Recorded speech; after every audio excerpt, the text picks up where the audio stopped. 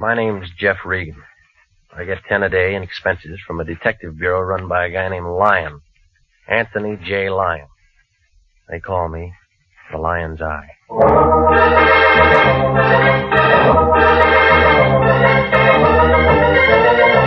With Jack Webb as Jeff Regan investigator, stand by for hard-boiled action and mystery and thrilling adventure in tonight's story of The House by the Sea.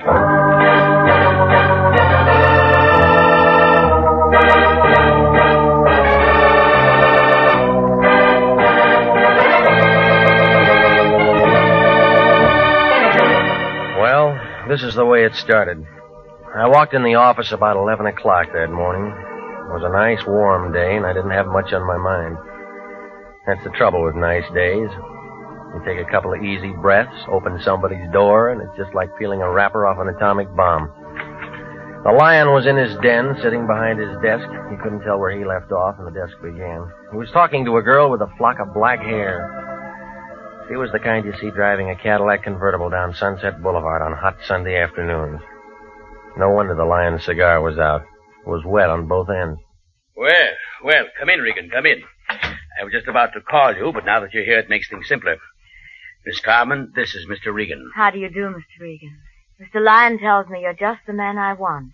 You said the same thing to a mortician last week. He is the man I want, Mr. Lyon. Well, that's fine, Miss Carmen. I knew you'd be pleased. I'm very proud of Jeffrey.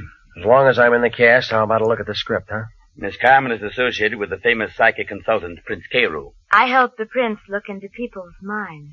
Well, that ought to be real fun if all your customers are under 6. You don't believe in thought transference, Mr. Regan. Do you? I said I help the prince. Prince Carew sent Miss Carmen to retain an operator, Jeffrey. It's a very delicate matter, and I'm placing the entire case in your hands. Why didn't he come himself? Do you disapprove of me? I just want to know what's what. Prince Carew never appears in public. He prefers to spend his time in meditation and thought. Yeah. I handle all of his outside contacts. So, Jeffrey, you just drive on out to Prince Carew's home in Oceantown with Miss Carmen and speak to the prince. What kind of a retainer did he send? How much did you get? Now, see here, Regan, we don't discuss finances in front of clients. Oh, stop it, will you? This is another blind spot. You don't know what it's all about. All you know is she waltzed in here with a check, and you tell your grandmother we're a glue factory for $2. How do I know I won't wind up being a patsy again? Is there any way I can reassure you? Buy me a battleship. Jeffrey, have I ever involved you in anything that I wouldn't undertake myself? Have I ever knowingly imperiled your life? Yeah. Jeffrey. Come on, lady. What's it all about? You work for the guy. Well, I really don't know. He was excited this morning, called me in, gave me this address, and told me to make arrangements. He must have told you something. He never tells me anything. As you say, I just work for him. Well? All right, I'm hired. Good. Now call me, Jeffrey. Call me if you run into any trouble.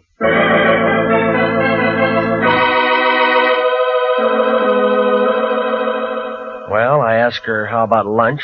She said no. I asked her about dinner. She said something that meant no, so I gave up. You know, it's like that sometimes. The flag's up, the meter's ticking, and you're not getting anywhere. But from a couple of things she told me, I got the idea she was doing more than just helping the prince read minds. Well, his place turned out to be a good hour from downtown Los Angeles, up 101.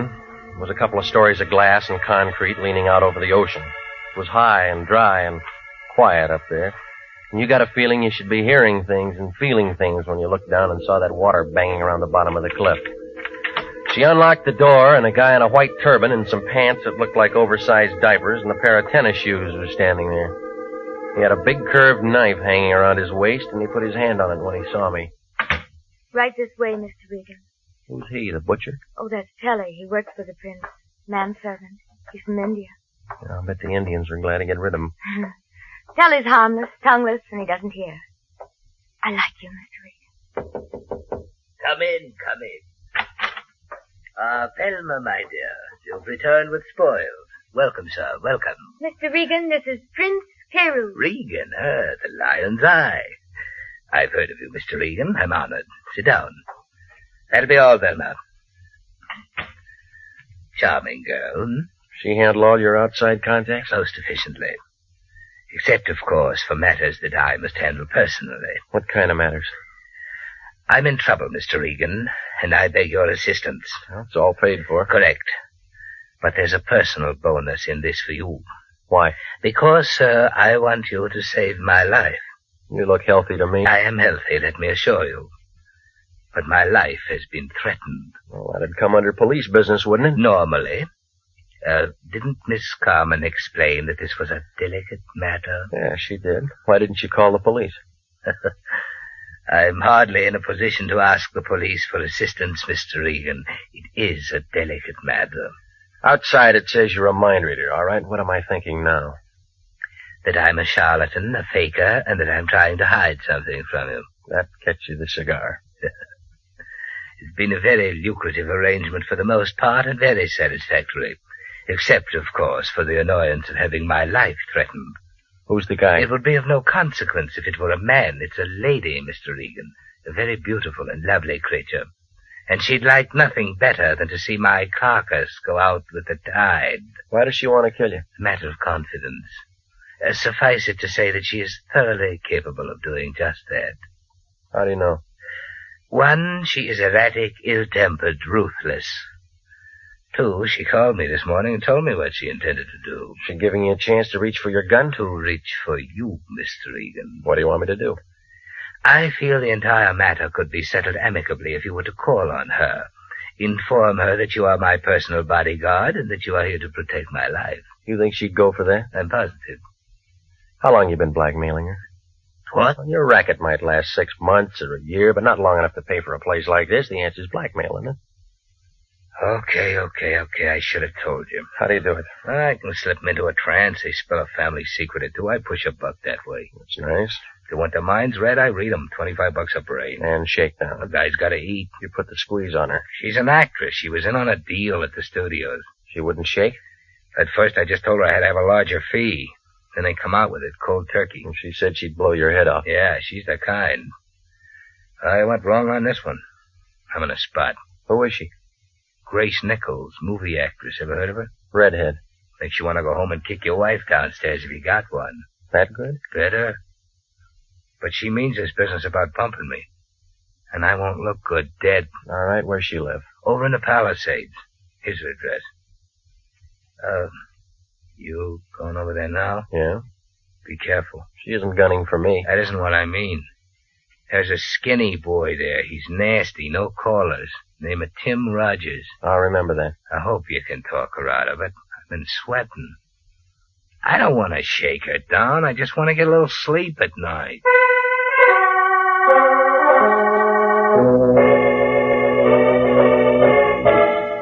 I left him sitting there, scratching his bald head under his turban. He looked about as happy as a guy who just ate a Vaseline sandwich. Well, Grace's place was too big for a marble game and too small for football.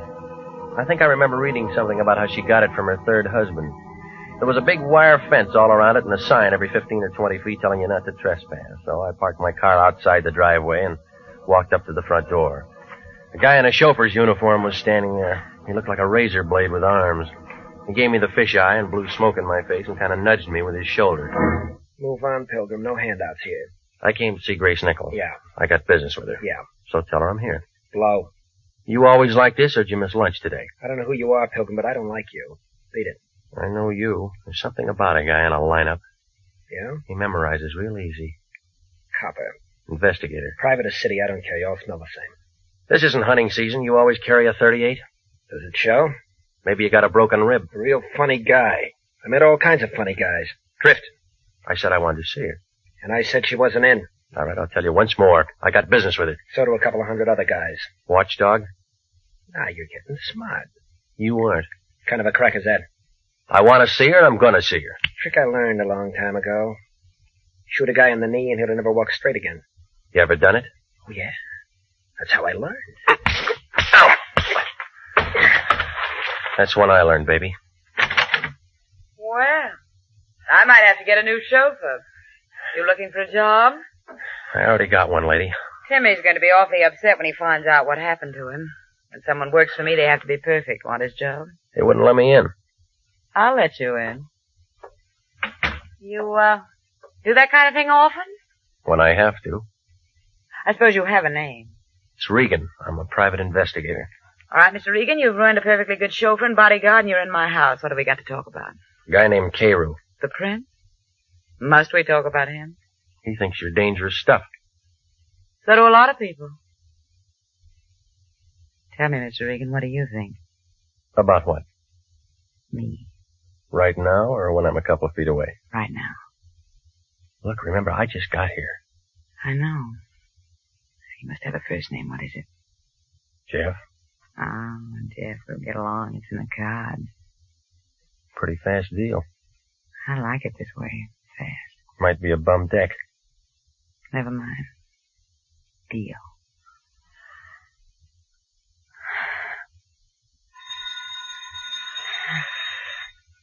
That's the bell. How much time between rounds? Well, you know me better. Hello? Yes? Yes, right here.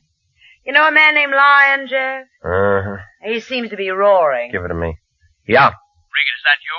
Well, now, how do you figure it? Now, don't be smart. Who's the dame who answered the phone? Our client's friend. Sounds like she's a friend of yours now, or maybe you have been doing some road work. Did you have something to say, or is this the day you turned scoutmaster? I'm busy. Well, you can stop being busy, lover. It's all off.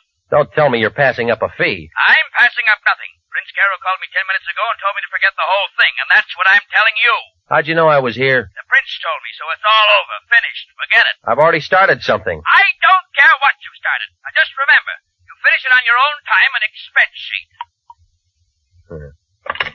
You look worried, Jeff. Anything I can do? I'm called off. You mean you're out of a job? I got one. Remember, you put my bodyguard out of commission. You owe me something. Oh, Tim, boy, he'll come around. I don't want Tim anymore. I want you. I'll get you a drink. We can talk about it. Carew told me that Tim was a pretty good boy. You can fill his shoes. Come here and get your drink. Now, tell me about 9 o'clock tonight. It'll get dark. I got a new dress. I think you'll like it. I probably would. The place above Malibu. We could have dinner and listen to some music. I want to be with you, Jeff.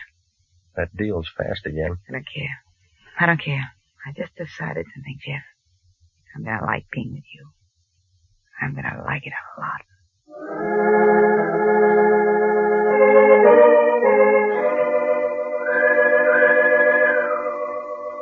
Well, she didn't want me to go, but I was thinking about the prince and the way everything looked.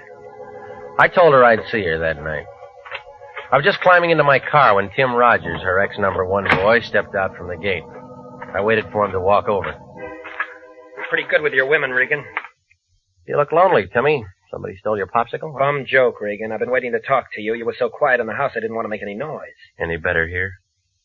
You came out champ this afternoon. But you won't even make the prelims next time. You got something to say? Stay away from her. You're shaking. You need a drink. Stay away from her, Regan. I've been with her too long. Known her too long to take the bounce from a 2-bit gum heel. Goodbye.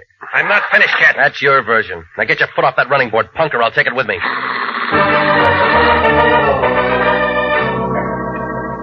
I left him standing in the middle of the driveway. If I'd have waited another minute, he'd have been crying. I stopped off and had some barbecued ribs at a drive-in out on Sunset. It was just getting dark when I got to my place. I had company. It was Velma Carmen, Prince Carew's right-hand man. She was sitting on the edge of my sofa. Her back was as stiff as a filing cabinet, and there was a little ring of white around her lip. She looked like she'd just been measured for a coffin. There was a .25 automatic sitting in her lap. I've been waiting for you, Mr. Regan. I asked the janitor to let me in. Yeah? He was very nice about it. I told him I was associated with one of your clients. Yes, I told him I was associated with one of your clients. Did you know that Prince Carew was my husband? Since when? Oh, a long time now, a long time. Not many people know that. Is that what you came here to tell me? No. I came to tell you that you don't have to worry anymore. None of us have to worry anymore. You mean you're calling me off the case? That's it. That's exactly it. I'm calling you off the case. Yeah. Well, I've already been called off. My office phoned me when I was over at her house. Grace Nicholls? Yeah. Then it was about her? Yeah. Well, then, we don't have to worry anymore, do we? No. She's very pretty, isn't she? I've seen her many times. I think she's quite pretty. I could hardly blame the prince. I could hardly blame him at all. What are you getting at? Of course, all the others were pretty, too. Where'd you get that gun? This. I bought it for $30. Let me see it, huh? Oh, yes. I brought it here so I could show it to you. I paid $30 for it. I paid $30. I'd imagine the air would be cleaner in there, don't you? What are you talking about? I mean, it's really very humane, they tell me. It's just like sitting down and never waking up. I read all about it. You just walk in and sit down, and if you don't try to hold your breath, you go to sleep, don't you? You've met murderers before, Mr. Regan. Do I make a good murderer? Do I make a good murderer? Stop it, will you? You trying to tell me you killed him? Oh, Mr. Regan, that's why I came here. I shot him. I walked up behind him and I put the gun close to his back and pulled the trigger. They don't make such a great deal of noise, do they? I left him sitting there in his house by the sea, and he looks very much alive. Only he isn't alive at all. Now answer me. Now answer me. Do I make a good murderer? Do I make a...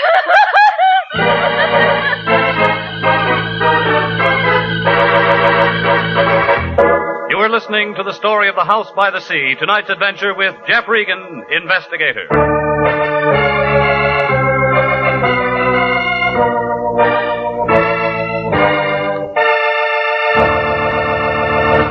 They're still available for qualified nurses.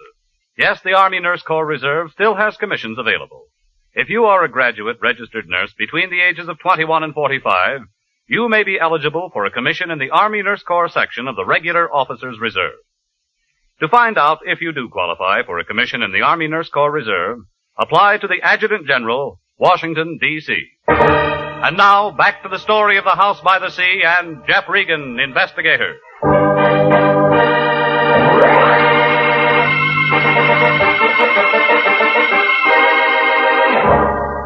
Well, after she got through, she settled down to a slow, even kind of a giggle that started somewhere around her shoelaces and didn't get past her knees.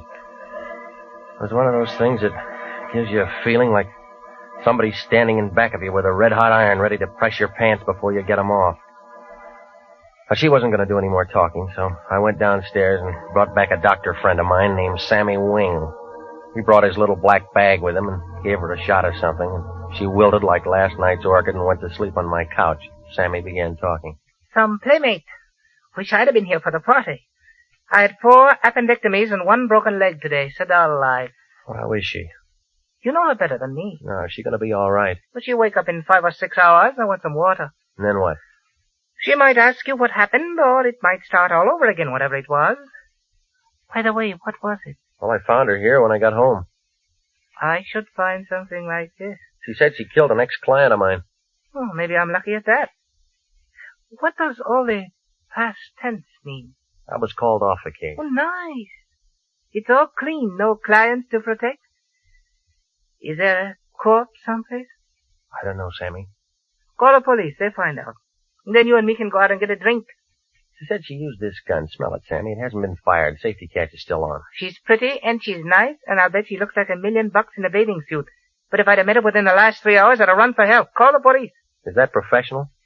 This is acute hysteria. The kind that pops off guns and pops off people and does a lot of things they can't remember later on. Call the police. What about the gun? Other guns. Call the coroner while you're at it. Tell him to go out there with some DOA forms. He'll use them. Will you stay here with her till I get back? Corpse hunt? Just an idea.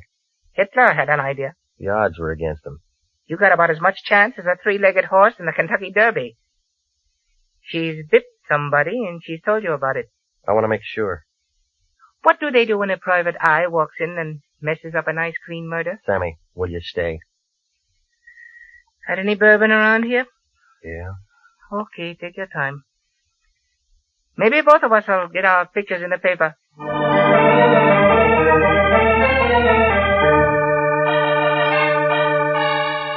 I left him with a kind of a soft smile on his face, like he had some inside information on Tuesday's winner at Del Mar. Well, it was 9:30 by the time I got there, and it was dark enough to give a ghost the creeps. It was different, too. Maybe it was the fog. I used that ring of keys I'd taken from her purse. It smelled dry and funny inside, and it was real quiet, like somebody was waiting for the world to fall apart. I clicked on my flashlight and I walked down the long hall to his office. He was there, just like she said. There were 3 holes in the front of his shirt, but it wasn't the laundry's fault. I spotted the .38 on the floor by his hand. I broke it and 3 cartridges came out. It was the right gun for the job. He was pretty messed up. While I was standing there trying to figure Velma Carmen's story, the lights came on. A fat man wearing a sheriff's star was standing by the switch. There was a taller man in a brown overcoat next to him. They both looked like they'd just finished dinner. Scavenger hunt, son? You don't talk, Charlie. Ain't much for him to say, is there, Cap? Guess not. Well, son? Well, it looks like you're going to be calling me names. What do you like best? Killer, murder, or slayer? The papers use slayer a lot. I don't like any of them. Kind of breezy for a hot boy, ain't you? Mind giving me a name? It's Regan. I'm a private detective. It's Regan. He's a private detective, Cap. Yeah. Got a card or something with you, son? Yeah? Yeah, he's right. But International. Lion still there? Yeah. Who's that? An old bum I used to know. Regan, why do you go around killing people? The Lion will be mad. Look, this is a fix. Now, why do you want to say a thing like that? Somebody tip you? Phone call a little while ago. Huh? Funny kind of a voice, a whisper. Said we'd find a stiff up here, but didn't say we'd find you. You're extra. Look, I just came here to see what it was all about. Same thing we did. Only we come up with a suspect and a corpse. No cop could ask for anything better. Charlie, better call a coroner. Ocean Town's just a small place, Regan. Only me and Charlie around. We borrow from the county when we get something like this. I can find you a real answer in an hour. You let me and Charlie worry about that. You look good enough for the time being. All right, son. Let's go. I had as much chance as an elephant in a tea room, and if those two locked me up and booked me. So I leaned back into his gun and spun around and knocked his wrist down. He pulled the trigger, but by that time I'd flicked the light switch and was out the door. I didn't run for my car. I cut across the driveway and doubled back up the hill. I could hear him yelling and shooting out in the dark.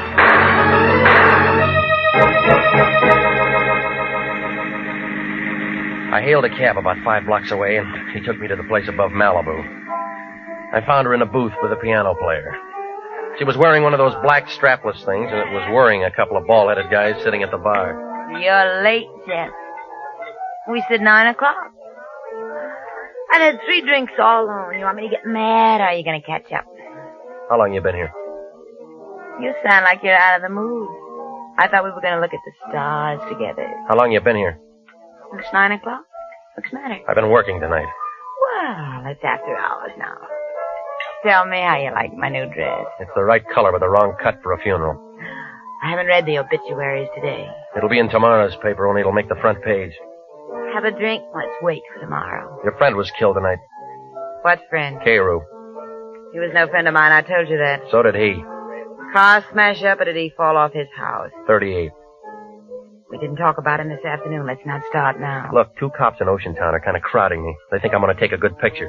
Is that why you're late? It's a murder rap, lady. We should have had dinner together. They'll be knocking down your door in the morning. Why, darling? Because you threatened to kill him, because he hired me to call you off. Oh, wait a moment, Jeff. You've been having fun up to now. Who told you that? Why do you think he sent me over today to sell magazines? I never found out you were called off. I suppose he hired you to scare me. Jeff, we're old friends now. I can tell you a family secret. I know about him blackmailing you, and that puts you ahead of me for the cops. Did you do it? I don't know. Did you? What he told you don't sound right. What does sound right? I went to him one day and put him in a trance, only I used scotch. Found out what he was doing and how I was doing it, so I turned the tables. It was good, clean fun, but expensive for him. You've been draining him? I thought that's why you came today. That's why I had Timmy around. Well, some of this is beginning to make change. If he was your meal ticket, then you got an alibi. I don't feel like stars anymore, Jeff. Let's go over to my place and talk.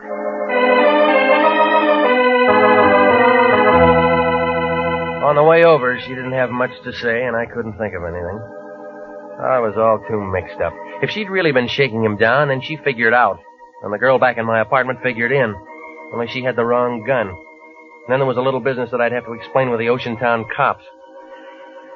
Well, when we turned in the driveway, I stopped figuring. Tim Rogers, the man with the guns, was there, standing on the porch. Oh, gorgeous. I've been waiting to see you. You're home late. I thought I fired you. Still tramping with this tramp, huh? I thought you'd be sick of him by now. For once, I'm glad to see you, Tim boy. That sounds cozy, but I don't want to see you. I know where your 38 is. You're wrong. It's her 38. And it's got her prints on it. Jeff, he's making it look bad for me. Ask him what he's doing here, will you? Just in for a showdown, Angel. You're tagged for his murder. They'll want you. I fixed it good. I can fix it so you can get away. How? Friend of mine shutting off at Pedro. 4 o'clock. To go all over the world. Jeff, if all of this is straight, I'm in a spot. Relax. This guy never did anything right. Tell me how I'm wrong. All right, that tip to the Ocean Town cops was wrong. Trying to pile up a scare on me was wrong. Killing Cairo was wrong, and this clinches it. Yeah? Well, that's where you're twisted, Pilgrim. I got a warrant out for you right now. Plugging a murder suspect is something they'll thank me for. You said her prints were on that gun? They'll find that out in the morning. And how was I to know? Just happened to hear on the radio they were looking for you tonight. I see you, I plug you. Everybody will be sorry, but it'll be manslaughter and suspended. I worked it once in Toledo. What do you say, Angel? Do I plug him and meet you somewhere in 2 weeks? Let me have a smoke. Let me think it over. Sure. Sure, go ahead. Angel!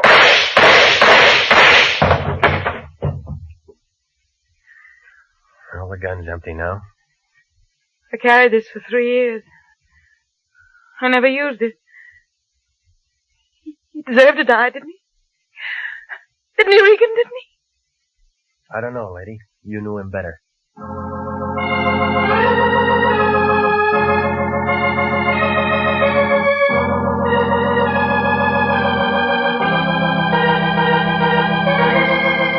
Well, it unwound like red thread in the Levi factory. Grace Nicholls had been putting the shake on the prince. He got tired of it and called me in and told me his phony story so he'd have a good self-defense angle when he finally got around to shooting her some afternoon. He had Tim planted there to keep me from really seeing her. Oh, it was a nice idea, only I bounced Tim and got inside. And then Tim made a phone call and the lion jerked me before I had a chance to compare notes with her. I guess Tim went kind of crazy seeing how well we got along together, and he figured Grace would do anything if she was wanted for murder. So, he killed the prince and made her the patsy with those fingerprints. She'd handled the gun before, see. But then I had my caller, Velma Carmen, the prince's wife. She went kind of crazy, too, when she walked in and found him dead. It took 3 doctors a couple of weeks to tell her what really happened. When I told it all to the lion, he was mad at first, but then he saw Grace Nicholls' picture in the paper. He asked just one question. What was I doing at Grace's place all afternoon? I didn't even bother to answer him.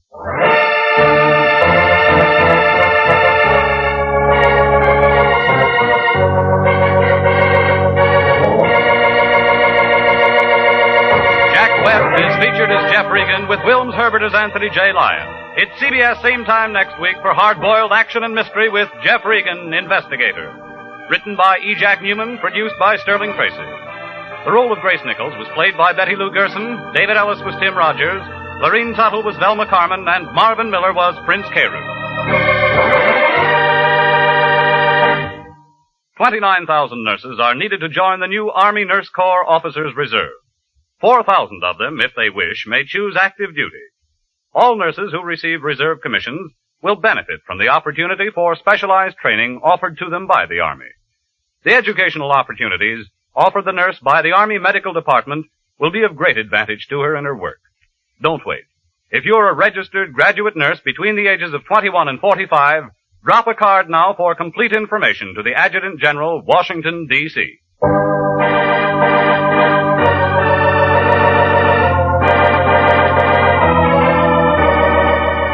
Original music for this program is by Dick Arant. Jeff Regan, Investigator, is heard every Saturday at 9:30 over CBS. Bob Stevenson speaking. This is CBS, the Columbia Broadcasting System.